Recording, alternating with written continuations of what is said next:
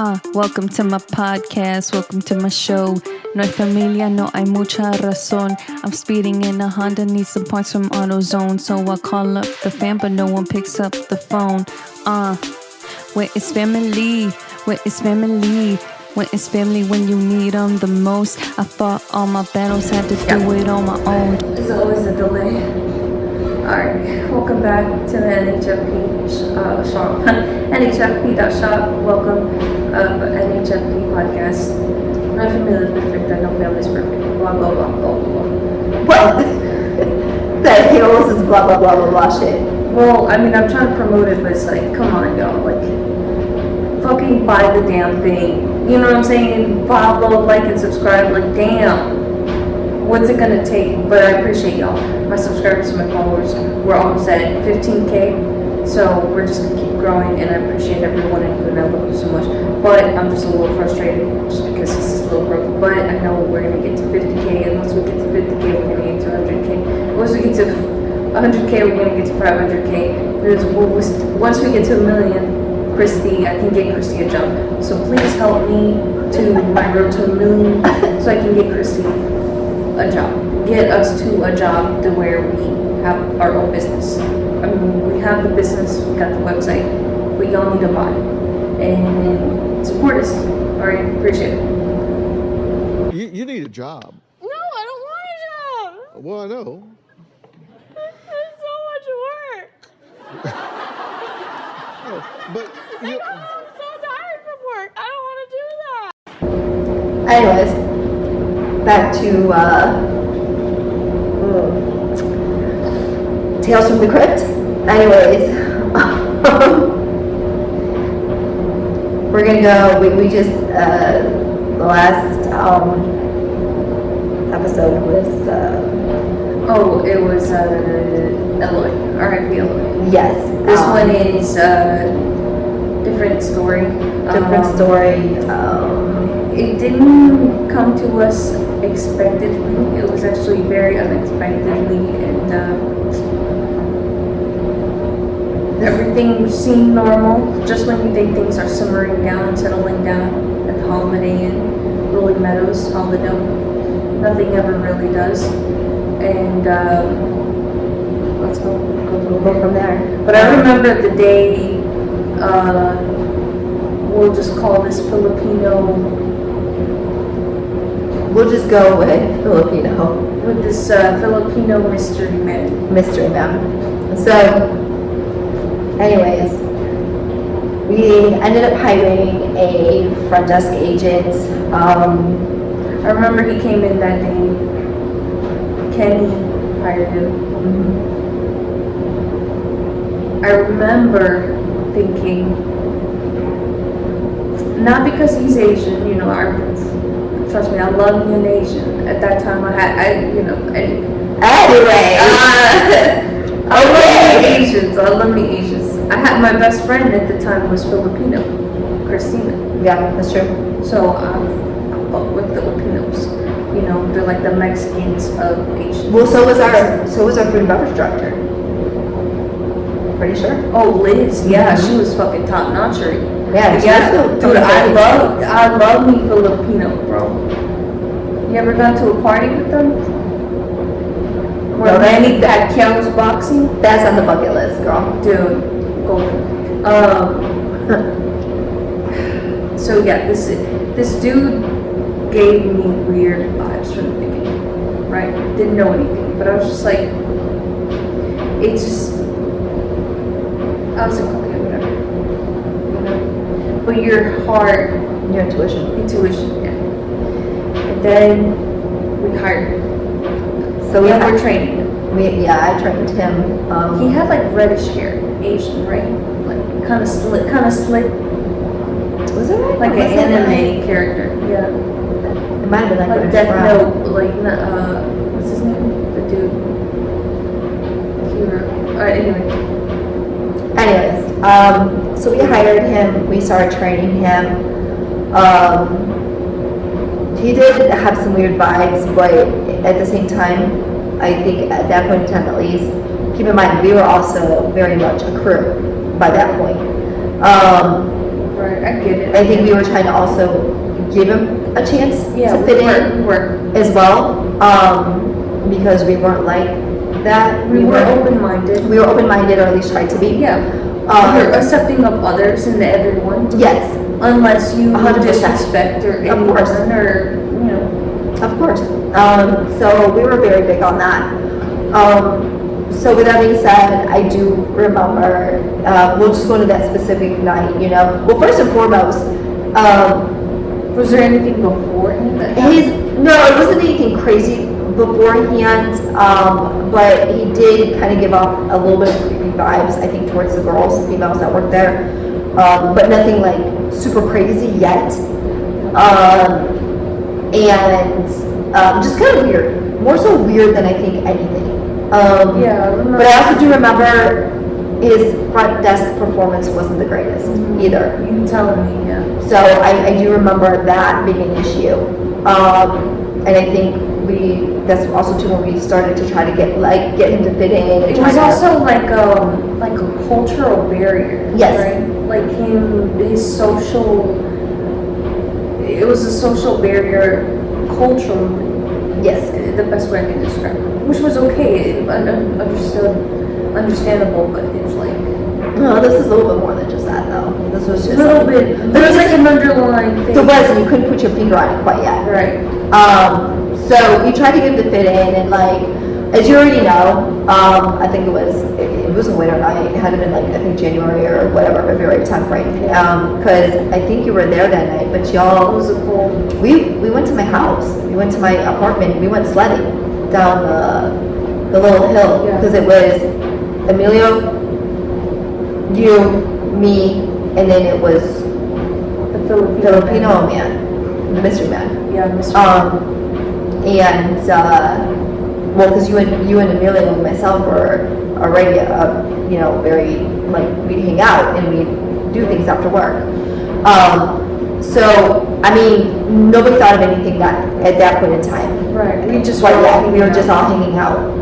I could have sworn he made some comments though that were weird, and I can't remember exactly what they were, but they were like, there was weird comments that were made because it was starting to kind of make people feel a little bit uneasy.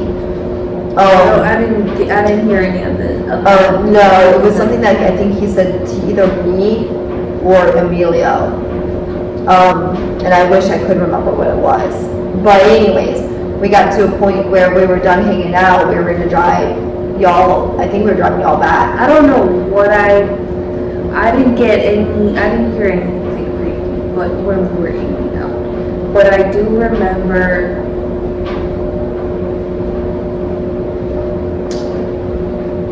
I don't know, I remember looking at him, and then I looked at y'all, and then I told you, I'm like, we need to go.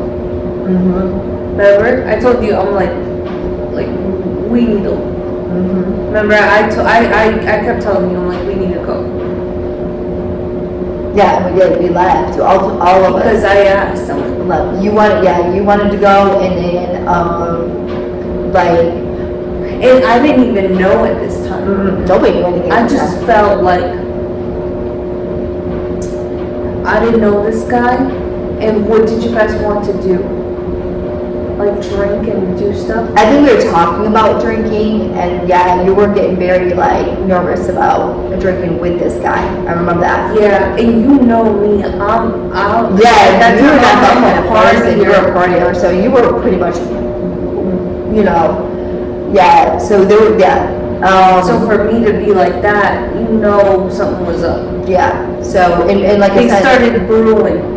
That's how I say it. yeah. So you definitely did say it because I do remember that. That's what it was. We were sliding and then we were gonna drink, and then like you were like, no, you were like, Take me home. Take me home. I gotta go. So then we all decided to go. We dropped you off first. Yeah. And then I can't remember exactly what was going on, but he was just giving weird vibes to both me and Emilio. And Emilio and I were like, Emilio positioned himself in the back seat and he sat next to me. And he was making weird comments to me about like, he was pushing to drop Emilio off first, hardcore, like wanting to stay with me. But it was in a very creepy way. Not even to just be alone with you, He was trying to be alone. He was very much trying to be alone with me. but not to like get with you. Not to get with me. Well, probably as part of the ordeal, but I think it would have led to something even more sinister. Yeah. And Emilio sensed it, and because I remember asking Emilio why were you in the back seat? This guy's sitting next to me, and I'm freaking out. And I remember Emilio telling me Could just that we could grab him from behind Yeah. if he had to. yeah. He could just grab him and hold And him. he would have done. And Emilio's strong enough. No, yeah, he was. He would have not. That guy would have not had a chance. But Emilio definitely, he purposely positioned himself so he could handle whatever needed to be handled, if it needed to be handled. Right. But we ended up convincing dude to dropping him off first. Dropping the dude off. Yes. Yeah, And then good. Emilio and I went back to my apartment. And he stayed there. And he spent the night. And what's really cool about Emilio is nothing ever happened between. We were No, brothers I and know, sisters. he's very protective because And I've asked him, yeah, I know. We ended up spending the night at my apartment, and we literally just threw a blanket on the floor. But we were so spooked by this guy that we actually And you decided. guys didn't even know. No, this is when we found out. We got on my laptop and we started Googling his name, just to see if he actually we started looking for doing a background check, mugshot, seeing if anything popped up, and then we found his name on the internet and saw that he was an accomplice to a homicide that took place in the Philippines, where a woman was shot in the back of the head, and that there was an acquittal because the witnesses had recanted their statements out of nowhere. We don't know. I remember reading that. We don't know if it was Coerced. Yeah, there you go. Forced or what, but it was definitely weird. The whole story of it was weird. And the fact that he's and then in the car with us three. And then he left. Well, he left the Philippines right after that, after the acquittal, and then he had a record in Texas because he went to Texas first, and then came to Illinois. But in Texas, he had a record for other things. So I would say, looking back on that night, something very bad could have happened very easily. And to this day, I always tell, I've told Emilio, you saved my life. I know you saved my life. Because that would have ended up really bad. Yeah, no shit. And then we called you. We called you and told you what we found. Because this was after. After we hung out, after we dropped you off. And he and I, because I remember Emilio and I stayed. And I remember telling you, and you guys didn't even have any bad feeling. You guys were talking about drinking, remember? No, we're having a good time. Yeah, you were actually and the one that was. to be You were the one that was the actually downer. But I don't know. I saw something in his eyes.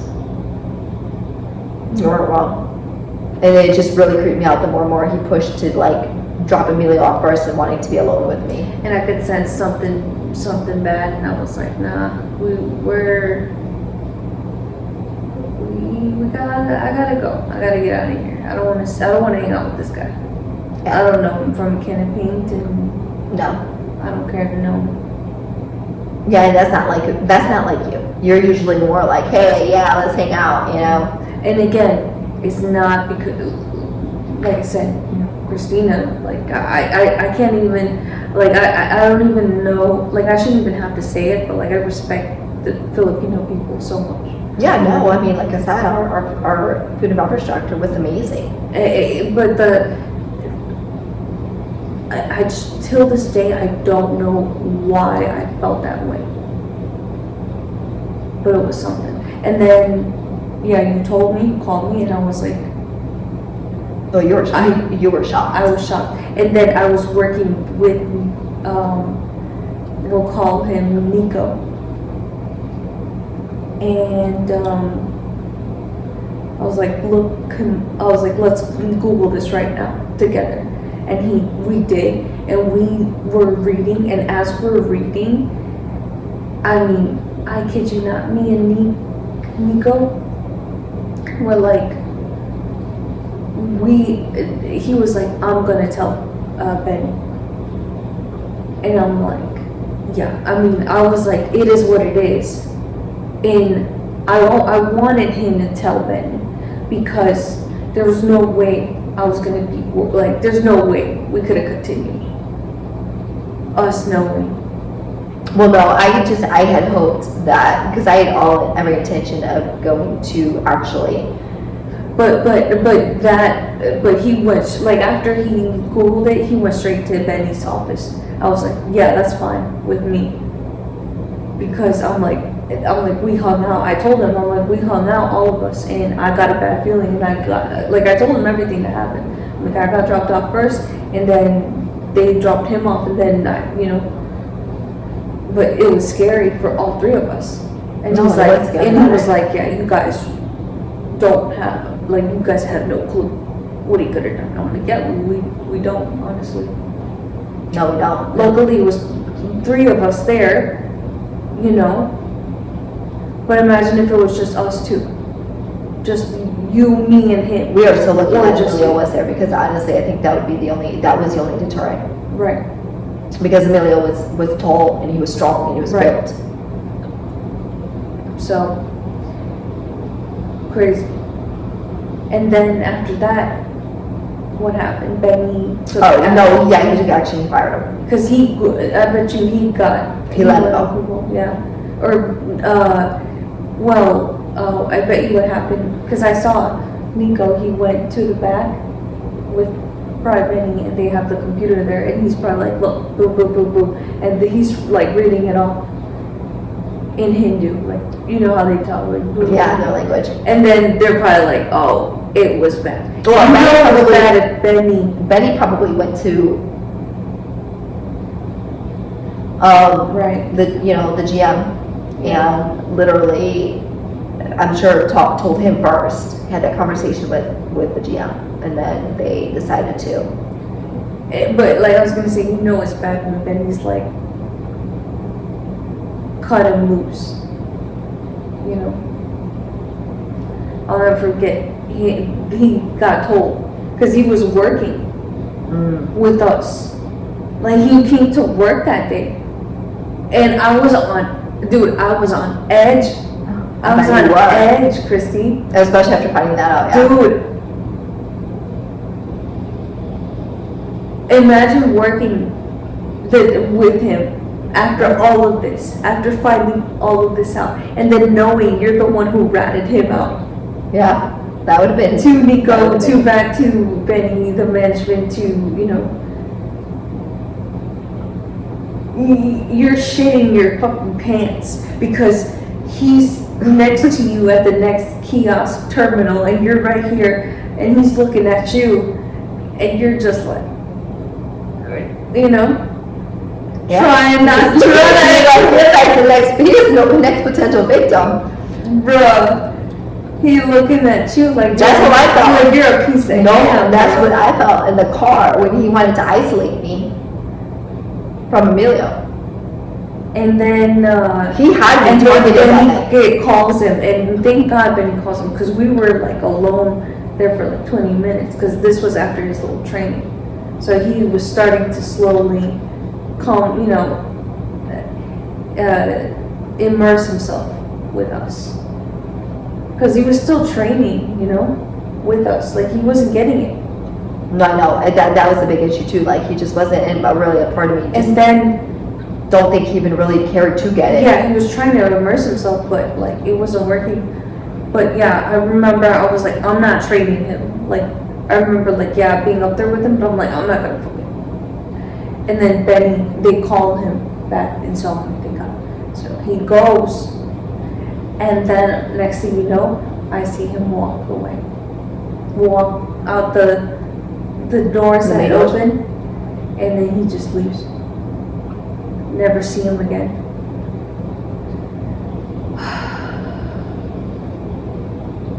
And that was some scary shit. I'm like, you can't make this shit up. No, you can't make any of this up. Like, it's like, dude, close to fucking crazy shit. Us. Like, damn, you know? Yeah, there's that we've been through. We've been through some shit. Like, my hands are shaking thinking about this shit, you know what I mean? Like, this is real. We could have not. This is real stuff. We might not have even been here today to even be doing this podcast if it wasn't, if you know, things didn't align exactly the way they did. This was real shit. This was real shit. And honestly, I was gonna say, like, there's so much shit that I'm sure you've been through, and I've been through, where we put ourselves in danger where we didn't even know we're in danger. Mm-hmm. And then also, me being an 18-year-old young woman, fresh out of high school, or, you know, dropout, GED, living at a hotel. Were you still living there at that time when he was, or were you back at home? I was living there. Because if you were living there, that was even more scary. I was living there. But I was gonna say, being a young woman, being 18, growing up, and then having to live in a hotel and having to deal with strange guests and strange men and older men in different scenarios. You know, it's not a good set. I wouldn't recommend it to anyone because it's not a good situation to live in. You're setting yourself up for something like even worse could happen. No, of course, yeah, well, and especially because the rooms you guys were in were also like facing towards the back, away from really. So dark in there. It was dark. It was second floor, but it was like the way it was shaped. It was literally facing the back. Anyone could have gotten in because the bottom. And nobody would have seen it because it's the way they were positioned. Right, right. And then we had, you know, someone from, you know, God knows where and doing God knows what, you know. So it's crazy. Well, just even some of the guests that we've had stay there. I mean, it might not even just not employee-wise, but the the crazy guests that we've had. That I mean, it could have taken in something for a guest to even just break into a room. Right, right. You know, right. See you, follow you to your room, and then that's it. Done deal. As many people as I had to literally evict and kick out, almost every weekend I was kicking somebody out. Or multiple people out, just because, you know, well, you know, you were there. Yeah. I mean, it would have just taken one of them. Yeah, that's crazy. It was definitely not a safe environment actually for you because of that. Not because of the hotel itself wasn't safe. We had cameras, we had a security guard, but just the setup. The setup itself, yeah. It could slip. Easily been slipped through the cracks. Right. So. Yeah, I mean, I thank God every day that we're still here. Yeah, we've been through some craziness. That's right. On to the next story. Stay tuned in NHFB. Hey, yeah, I got family, but I don't have no home. But I don't have no home. Y solo lucho por mejor, y solo lucho por mejor, y solo lucho por mejor, y solo lucho por mejor, y solo lucho por mejor, y solo lucho por mejor, y solo, y solo, y solo lucho por mejor, y solo lucho por mejor, y solo. Viva México, Puebla.